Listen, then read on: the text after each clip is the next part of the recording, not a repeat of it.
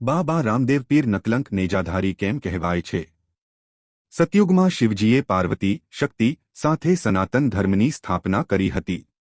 મહાભારત કાળ દરમિયાન હિમાલયના આદેશ અનુસાર પાંડવોની કાળી ધજા ગુજરાતના ભાવનગર જિલ્લાના કોળિયાક ગામે સફેદ થઈ હતી, અર્થાત પાંડવો બંધુહત્યાના પાપમાંથી મુક્ત થયા હતા અને પાંડવોના હસ્તે દરિયા કિનારે કોળિયાક ગામે નિષ્કલંક મહાદેવની સ્થાપના થઈ હતી.